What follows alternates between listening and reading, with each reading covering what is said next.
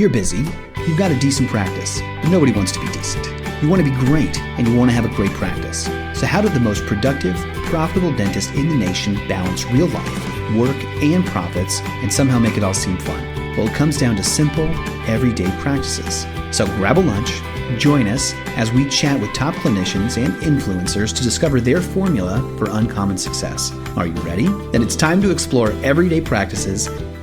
Hi, everybody. Welcome to Everyday Practices. This is Chad Johnson calling from the Des Moines area, Iowa. And I've got my co-host, Regan Robertson. Hi. Well, today we have Joc Jernigan, a.k.a. Joc. And Dr. Joc, how you doing today? I'm great, man. How you doing? I'm doing all right. So we met in person, just for the listeners to know, at the IDIA, the International Dental Implant Association, for implant seminars, the Hawaii Symposium about, 3 weeks ago? And March 8th, I think, or something that.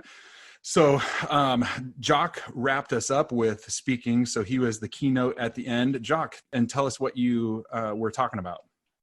So that was my first toe dip into speaking. It was good for you. It was an experience. I enjoyed it. I mean, obviously a little nerve wracking, and having to get back into doing PowerPoints and stuff after so many years of not, and controlling your thought process. That was fun, but I takes a lot longer than you expected, didn't it? Oh man, yes, because you also have to then practice and cut it down and try to get your timing right. A lot of stuff you wouldn't think about on the front end of it, but it was great. It made me start organizing all this stuff I've accumulated 7 years in practice and photos, and create an Instagram account with all these photos. So it was a good experience, and just speaking in general. I think mastery is the journey of teaching yourself while you're teaching others, and being able to because I swear, I think any speaking that I do, it ends up taking me 4 times longer to get my PowerPoint together and concise and my message together. And doing that refines you to make you better. I mean, wouldn't you agree? Absolutely. I mean, that I spent hours and hours, because you want to make sure your points are concise but interesting and engaging. Because in your mind it might be interesting, but you can easily of course a tangent. And so going through it each time and realizing, okay, this is just sort of unnecessary. This is unnecessary, and clean cutting it. And if I were to speak again, I would assume get better and better. But I enjoyed it. It was a great experience, and I guess sort of my journey that got me to that point with Dr. Garg and them in general, a quick overview of my experience and my practices. So I graduated from UNC, University of North Carolina Dental School, in 2013. And before that, even before I started dental school, I was shadowing a prosthodontist and a Sampot Bencheret. He's now at Virginia Commonwealth University, their dental school. But anyway, I shadowed him and did research for him, and he was deep into implants. And my dad had mentioned them to me even before that. And so I realized early on, I really thought I was going to enjoy dental implants, and I was very interested in them. Mm-hmm. And as most dental students out there realize very rapidly in school, especially in 3rd and 4th years, that the schools do not really want to teach us to become proficient in dental implant therapy. I think there's only so much time. You know what I'm saying? There's so much that we wish that we could learn, and they only have 4 years. Seriously, what is dental school going to be? A 6-year program if we really gave it all of it? Yeah, it's so frustrating, I'm sure, for them. My view on that has changed, because it used to be that they, specialists just didn't want us doing it. But the more I've done, and I'll get into this, the more education I've done, the more I realize how much I don't know. Yep. And so anyway, I was doing school, and then I weighed the options of doing oral surgery, perio, or pros residency. And I just decided to go down a different path with my time and effort. Yep. And I instead, while I was still in school, started doing a ton of dental implant continuums, the 9-month long ones, 1 week in a month, 2 to 3 day weekends, did multiple of those, sort of like a mini residency, where I was going to a course 2 to 3 weekends a month.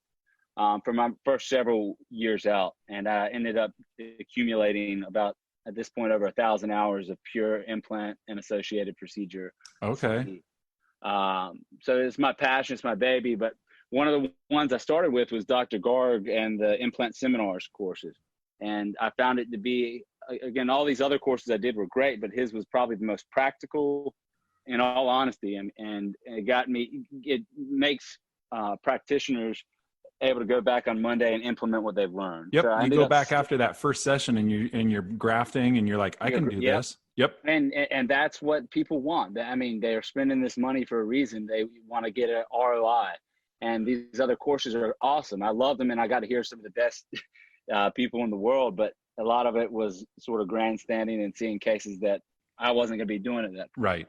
Right. So At least not at the beginning. Because I tell you what, when you presented in Hawaii, you were showing off some good stuff, man. And that's just within the couple of years you've been graduated, or few years, I should say. Yeah, I wish it was just a few years. At 7 years, I'm blown away. But and so I stuck with their courses, and I did the master series and the live patients, and got to be a part of the inaugural full arch implant rehabilitation course down in the DR. And I just loved it. Everything about the IDIA and their credentialing. Yep. And the practicality, but it's also fun, and it's good people. It's people I'm able to keep in contact with, and yep. Dr. Gard is a good mentor, isn't he? I mean, yes, he's a phenomenal mentor, and he's nonstop. It's just it has never ceased to amaze me at his ability to like push forward. But and then this year, he had approached me previously about potentially doing a 3D printing course, and I just didn't have the time. But no. And then they asked me to speak for this, and I was one. You're like, okay. It's like, absolutely. Typically, I might start with something smaller, but it was that's how I got into it, and it was a great experience. And it was awesome. You did a great job. Awesome. Yeah. I appreciate it. Yeah. I didn't see too many people snoozing out there. Well, and that some of that, if there was any, because just for the listeners to know, I spoke there too, and if I saw any of that, I tried to be forgiving by the fact that there was jet lag of a few hours. So you're right outside of Raleigh, and what are you, about an hour more coastal in North Carolina than Raleigh?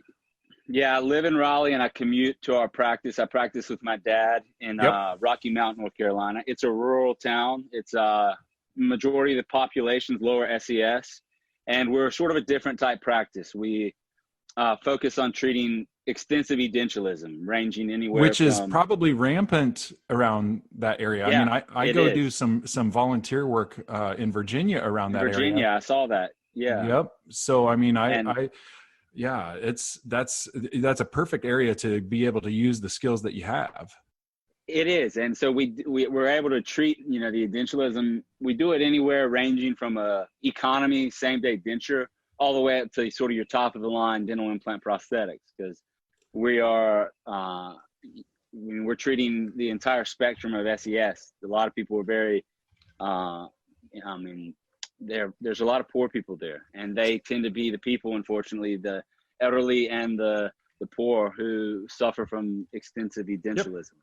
Yep. So go ahead. Well, I was just going to say, Regan was kind of looking over some of your social presence. Regan, what did you think when you ran across, like when you were kind of looking over his data and how he was marketing to the area? Well, my question, whenever I see a doctor that's engaged in creating, videos, educational videos or patient videos or anything that's video related, I get excited, because I know that that's really, number one way that you can get out and show your authentic self. And, practicing with your dad is telling a story to it. And since we're having, really interesting times right now that are unprecedented, I was wondering if you could share how or what ways you're staying connected with your patients right now. With our patients, it's mostly through our incredible team, the office manager, my implant coordinator. I mean, they're making the most of it. My implant coordinator, we do free implant consults in general, but she's on the phone doing, consults over the phone, things like that. They're fielding these phone calls for people who are, nervous and freaking out, and had these for a lot of these treatments, they're nervous in general. Then you add this level of anxiety on top of it. A lot of times they got to be talked off the ledge of backing out immediately. Now, they may have to, because a lot of people are really going to suffer economically from what's occurred. So we'll see what that brings, but that's been the biggest thing. Those videos, I'm a huge proponent in my practice philosophy about patient education. If anyone listening, I made a YouTube series basically trying to educate patients about the different dental implant treatment options, especially for edentulous patients and, dentures, things like that, because it's a lot of information and it's overwhelming typically. And most patients have no idea about the numerous options available. They think that if they're missing all their teeth, they're going to have to get an implant for every single tooth. Yeah. They don't realize that they might be able to put 2 implants in their lower jaw and secure lower denture where they don't have to wear adhesive for a huge fraction of the cost. And so it's about educating them. And I found that, one, it's just better for everyone around, but it makes them more comfortable with the entire treatment. And there's fewer little hiccups along the way where they might freak out about letting people know the pros and limitations of each option. Because every option, even the Cadillac options, have their limitations. And so it's about highlighting them and determining which is the actual best treatment option. I don't think it's our job to tell someone what's the best option for them, rather educate them on all the aspects of each option and let them decide for themselves. Mm-hmm. Since you kind of cater to a special section of the population with regards to procedures, is there anything special or different or that you could call out that they should be doing, since we don't know when the practices are going to open again? And that's the tough call. Is a lot of my patients, they have, if they're not already edentulous, they have a mouthful of just generalized disease, and trying to determine what's an emergency and what's not. A lot of it is clearly these teeth need to come out, but is it elective? Is it emergency? If they're not, they're not hurting, they're not swollen. Mm-hmm. And that's the best we can go by is, the symptoms. And hopefully we'll be back and up and running within a few weeks. I'd like to at least hope. But yeah, well, let's talk about that. So it's uncharted territory. Yeah. How's your team handling it? From what we try to keep in touch with them. I think that's a huge thing for people. Is staying in touch with their teams, because they're scared. They don't know. A lot of my colleagues have had to lay off their entire team because that's what they were advised to do to protect themselves about the unknown from this bill that's passed. But we didn't do that. We held on to them and tried to encourage them, okay, we're going to get through this. And that's the best we can do, because even for us, we don't know. We're, as practitioners, we're scared. It's not like we're firing people and we're continuing to profit. No, everyone is off. And I think any provider that's able to float their staff, if they can, is wonderful. But I also realize a lot of people can't do that. And that's the same with restaurants and so many different industries. So if you're blessed enough to be able to do it, I think it's a wonderful thing. Mm-hmm. You've said it earlier, but I just kind of need to know, are you from Rocky Mount, or is that kind of the area that you're from, or is that just where you practice? To fill me in there. No, that's just where I practice. My dad started that practice. He bounced around Eastern North Carolina out of dental school, and he set up a practice there, but he had landed in Raleigh, and that's where I was born with my younger brother. Then my older brother was born in Wilmington, North Carolina on the coast. So they bounced around after he got done with dental school, and he landed and built that practice in, I think, 89. So going on our 31st year right now. Yeah. And it was a perfect type of practice. I grew up going there with him. I was more so than my brothers, playing summer baseball and things like that. I would have to go hang out there when I was younger, and I just sort of witnessed it. And then I went to college unsure. Part of me wanted to do architecture. Then I just witnessed the lifestyle that my dad had, and he never drove me towards dentistry. Just worked out that way. And once I made the decision to pursue dentistry, like I said, everything about my dad, that practice, I thought was very rewarding, and it was no better type practice than for dental implant therapy. So tell us about your practice name and why you chose that. I really like this, especially for what you're aiming for. So fill us in there. So yeah, when I came on the practice, it was called Denture Care. My dad had come up with that. So they did a lot of extractions and dentures. It is a very different, obviously, type practice, but and when I got there and started implementing the therapies, that's who we were aiming to treat. The bread and butter of the practice is treating dentures. Traditional dentures are great, but there's clearly a lot of limitations to them. But even your first level of implant therapy with your snap-on denture, it's the increase in function is immense, and you're drastically changing someone's life. And it's, like I said, it's a rewarding practice, extremely rewarding. But you're also, when you're changing someone's entire facade, you're not just changing their physical appearance. You're dealing with a lot of emotions there. So that's been a testing part of growing in the past 7 years, is understanding that, knowing what to look for in personalities and things of that nature. And a hard thing for me is not taking, and you probably know this as well, not taking everything to heart, as hard as that can. But yeah. Well, sure. Like within Productive Dentist Academy, our founder guy, Dr. Bruce Baird, always says, it's not your problem and it's not your fault. It's not your problem. It's their problem. If they're edentulous, of course you care, but you don't necessarily, want to take it to heart that it's because of you or something. Like you're there to help with solutions. So when I saw your practice name, though, it said Denture Care and Implant Solutions. Is that all the same name? Yep, I added that on when I got there. Okay, so that's what I was getting at, was that I really like that part, is there's a problem and a solution all in the same name. We considered changing the name completely, but I was like, well, this is who we're catering to. This is our patient base. I mean, we'll still do traditional dentures, but we also have solutions to make those even better.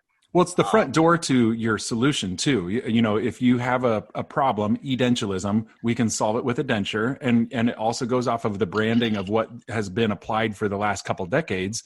And Reagan, you can probably speak on that kind of stuff. But then to have implant solutions in there too, I'm like, I really like that. Oh, yeah. For the SEO, that's just ideal. Like it's perfect.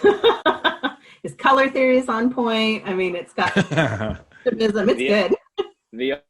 Man, that's that coming out site back in 2013. That was fun, building custom content and stuff like that. But again, patient education is it's so important. One, to get case acceptance, but also just getting through the treatment process is a lot easier, that people are comfortable with the decision they made.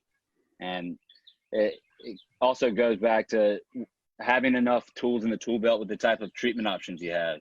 I mean, it amazes me that some people turn their nose up to things like mini implants and stuff that are still great options to increase someone's ability to function. But you just have to educate the patients about the limitations of it. Like, yes, as long as explain the mini implants, they're going to be phenomenal for securing a denture. You'll be able to eat. I mean, you'll be able to function. You won't need adhesive. But you won't be able to change that to a fixed prosthetic in the future. Yep. There's an increased risk of failure, and you just educate them. I have them sign a separate consent.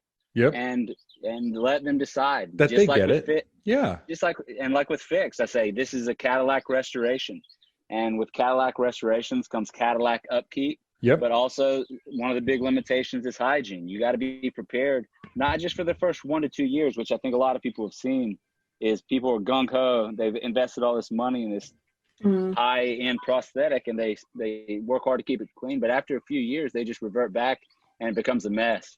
So, hey, I wanted to point out, just in case people want to see your cases and stuff like that, Ask Doc Joc, DOCJOC. Ask Doc Joc. They can kind of check your stuff out. I wanted to ask you a personal favor. Would you mind just humor me, because I won't make you do anything dangerous. Just say, yeah, I'll do it. I'll do whatever. Absolutely. Can you say, all right, all right, all right? Oh, man. Oh, all right, all right, all right.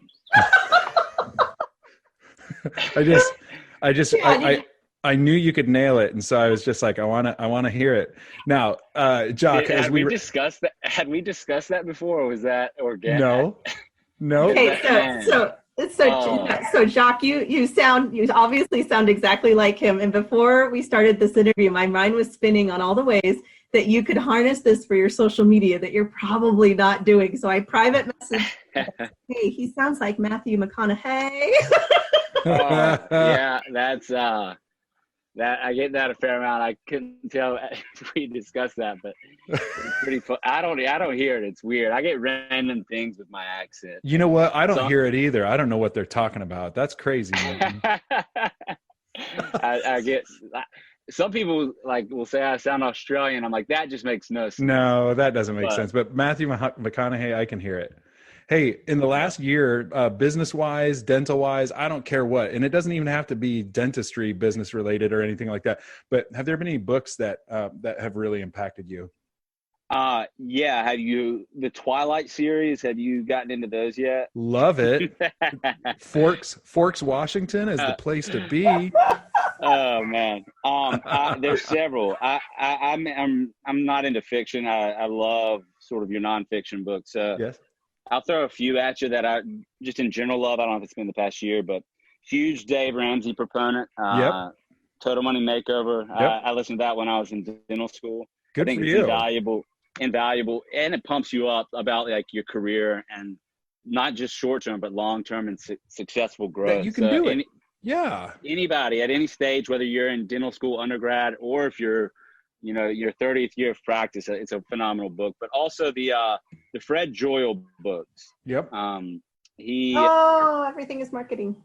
Yeah, that and what was it? Both of them. What's the other name of it? But they're just those get you pumped up. I mean, if you're in a slump or if you feel the monotony of what you're doing, because no matter what you're doing, even what I do, there's monotony. And that'll get you excited about going out and finding new stuff that you love to do that are not only fun, but profitable. Yep. And that's about all we can do. And that's what I love about the CE courses is, you're learning stuff, but I love getting around other dentists because when you practice pretty much by yourself, my dad's sort of 2 days a week now, and he's never really been into implant. He loves it, but he never learned about implants. It can get monotonous and you get caught in your own rhythm and you forget how cool the stuff is you're doing. So getting around other people, the spice of life. Playing off other ideas and just hearing about other people's experiences is enjoyable. And that's one of the biggest things I love about CE is doing that. So, well, if you saw during my presentation in Hawaii, me saying that I was able to kick the insurance stuff, it's because I also in November got my debts paid off. And that allowed for me to be able to, take more risk on other things. Cause it's like, well, what am I going to not be able to pay the bills? And in fact, I'm thankful for that. And for Dave Ramsey and whatnot, because and I didn't follow it to a T. I almost did a modified dentist's version plan. I think you do because you can't pay for example, you can't pay for dental school as you go. So Correct. It almost has to be a modified. And I tried finding I get the balance in it, but I also want to have a little bit of balance of life and stuff like that. And I think there's something to be said to be able to have a cash wad, as backup, which would resonate really well with people right now. And I think that if your staff was fully Dave Ramsey planned up and had a cash pad, a cash reserve, and they weren't spending more than they were making, and they were making cash king and stuff like that, they would have less on their mind during their workday because they're more sound on their financial principles and not worried about how they're going to pay for the groceries by the end of the week, stuff like that. You get what I'm saying? Yeah. And in this type of situation, they would have an emergency fund that would help cater them through the process. That's right. There's just a lot of the fundamentals. You're exactly right. You can't, especially as a dentist, you can't adhere to it to a T, but for the majority of people that need to hear it, that are irresponsible with accumulating debt where it becomes just not real for a long time. There are just some key principles. And so You're right. I think both of those books, they get, even as a young person, no one would think, personal finance sounds exciting, but it pumped me up. I remember driving to Wyoming for my rotation and listening to all his books and just getting fired up. That's right. The Fred Joyal books, which I've listened to the past several years, they're just good things to get you pumped up, but it's great philosophy. Yep. How about yourself? Well, no, yeah, funny. And just in the last year, I read that Dave Ramsey book again. If it's not last year and a year and a half, I'll tell you, my favorite book lately, like over the last couple years, has really been Jordan Belfort's The Way of the Wolf. And I want to read that. Yes, and it has nothing to do with dentistry and everything to do with dentistry, and the fact that it tells you how you can use your voice, and you can use your interpersonal skills for sales purposes. But the cool thing is, like he says, you could manipulate this in a wrong way, but there's a right way to do it too, that you can to work with people and to read people and straight line sales. Like, it's really cool stuff. He goes into the book more than, for example, the movie was for entertainment value. The book is for learning purposes. And he says, I did it the wrong way, but I still think we shouldn't throw out the baby with the bathwater. And he doesn't say that in that many terms, but basically it's just like, there's still something to the way that I sold that could be applied to, for example, dentists. It could be applied to, Wall Street guys. It could be applied to car salesmen. It could be applied to teaching. It could be anything like that. It's using your tone of voice, how quickly you use it, how slowly you use it, how you're changing it. It's almost like a symphony, how you change the dynamics and change the tempo and everything like that. And how you can work with people. And he says, negatively you could manipulate people, but at the same time, you can positively influence people to the right kinds of behavior that they should, be willing to accept for their health and for their betterment as far as being a dentist. So I really like that Jordan Belfort Way of the Wolf book. There are other books down, that I've. It sounds like a modern day How to Win Friends and Influence People. That's right. Yep. And so, yeah. And, he really just stumbled across it. And of course he's got what do you call it? Like he's very entertaining. But I apologize for those that listen to this podcast that I've probably talked about it 4 or 5 times now that we're into like episode 75-ish or so. Regan, do you have a fancy question for our fancy Doc Joc? I sure do. All right.